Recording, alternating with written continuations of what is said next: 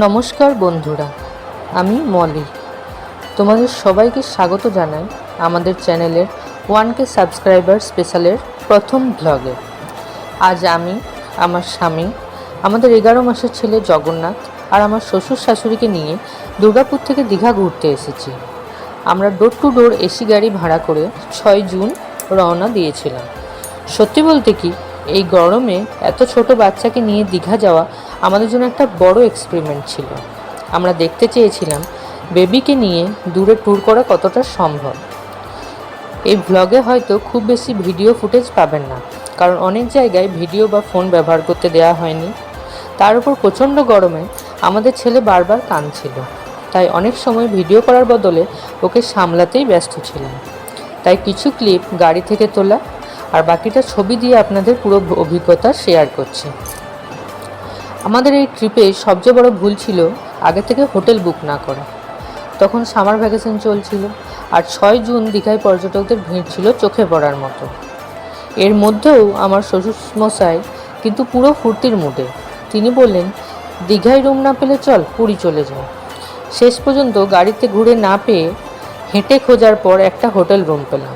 4 জনের জন্য একটা বড় রুম, 2টো কিং সাইজ বেড ছিল। রুমটা পরিষ্কার পরিচ্ছন্ন এবং আরামদায়ক ছিল। তখন মনে হচ্ছিল যেন যুদ্ধ জিতে গেছি। এই ট্রিপে আমরা অনেক কিছু শিখেছি। বাচ্চাকে নিয়ে ট্যুর করার আগে কী পরিকল্পনা করা দরকার, কী ভুল করা উচিত নয়, আর পরিবারের সবাই মিলে ভ্রমণের আসল আনন্দ কী, সব কিছুর অভিজ্ঞতা হয়েছে। তাহলে চলুন আজকের এই বিশেষ দীঘা ভ্রমণের মুহূর্তগুলো একসঙ্গে উপভোগ করি।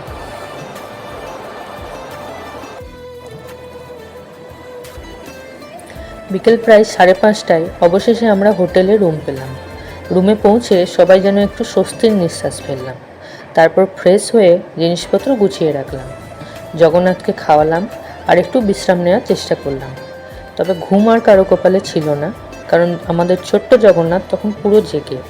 আর সে যখন জেগে থাকে তখন বাড়ির কেউ আর শান্তিতে ঘুমাতে পারে না। সন্ধ্যা 7টা নাগাদ আমরা টোটো করে জগন্নাথ মন্দির ঘুরতে বেরোলাম।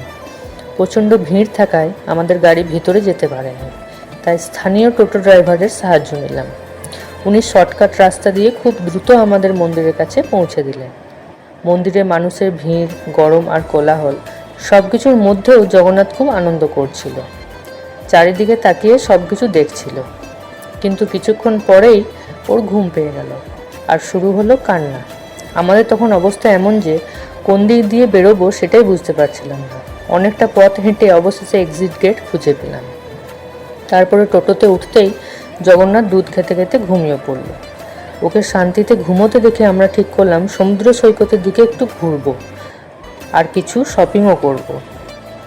রাতে সমুদ্রের ধারে পৌঁছে সত্যি মুগ্ধ হয়ে গেলাম।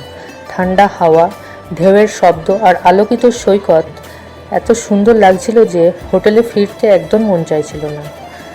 আমার শ্বশুরমশাই আর শাশুড়ি মা জগন্নাথকে কোলে নিয়ে বসেছিলেন। ও তখন আরাম করে ঘুমাচ্ছিল, আর আমি আর আমার স্বামী বেরিয়ে পড়লাম কিছু খাওয়ার খোঁজে।